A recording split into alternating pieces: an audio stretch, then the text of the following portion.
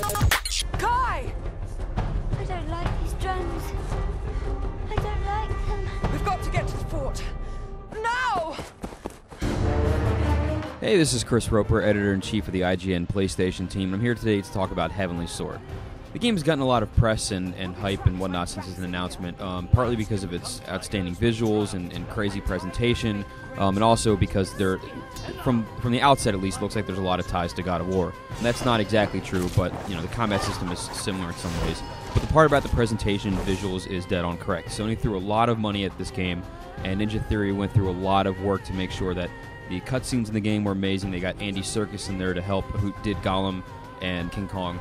And he came in to do voiceover work for King Bohan, and he directed a lot of the scenes, and they did some crazy facial mocap stuff. All the voice acting in the game is amazing. Basically, the virtual scenes and setups that they have are fantastic. The story is pretty good, but really, the whole thing is tied together by an amazing presentation package. Outside of that, though, unfortunately, the game doesn't hold up as well as we'd hope it would. It's a very pretty package, but there's not a whole lot of depth to it.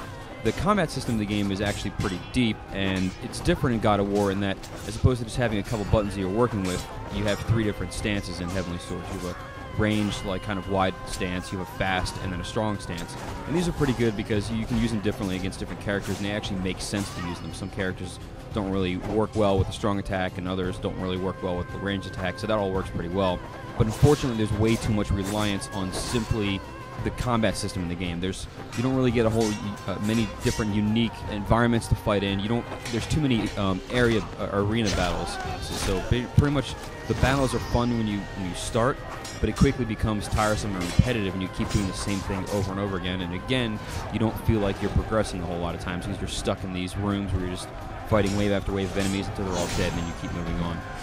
And on the same sort of note, all you're ever fighting in the game are just enemy soldiers. So basically you'd have your grunt unit, more heavily guarded grunt unit, and these ninjas. And that's pretty much who you're fighting through the entire game, aside from the bosses. There are also puzzle segments where you have to, you can use aftertouch if you throw a body or whatever, and you can hold down the throw button and sort of steer whatever you've thrown in slow motion.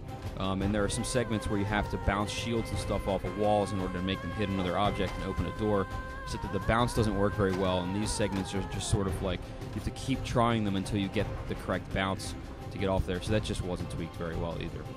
Besides from that, there are a few problems where things weren't tweaked outside of the combat system, like there are the minigame kind of button presses where, sort of taken from God of War, where if you're fighting a boss, you have to press triangle or X or whatever it shows on the screen.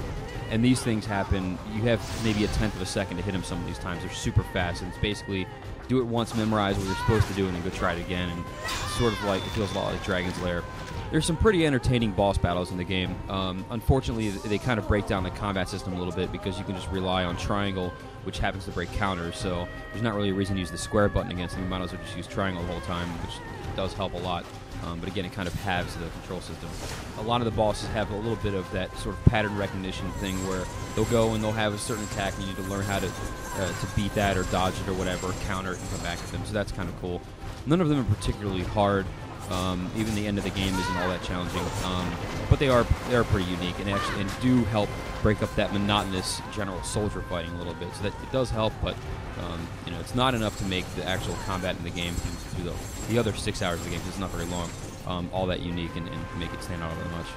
So overall, Heavenly Sword is a decent game, but it's kind of odd how close it is to becoming a fantastic game if only a couple of things have been tweaked. The combat gets repetitive after a while, even though the actual system itself is pretty good. And some of the extraneous stuff, like the little mini games and things like that, weren't fleshed out as much as they could be. But the presentation is fantastic, and while the story isn't incredibly deep, it is fun to watch because the presentation was done so well, and the voice acting is amazing and all that kind of stuff. So if you really just want like a hack and slash game basically to go through and something pretty to look at, and the game's only like 6 hours, so you could easily beat this as a rental, and it's worth doing that. It unfortunately is just not as good as I think that everybody had hoped it would be. For the full written review, check it out on IGN.com. But really, what was I before?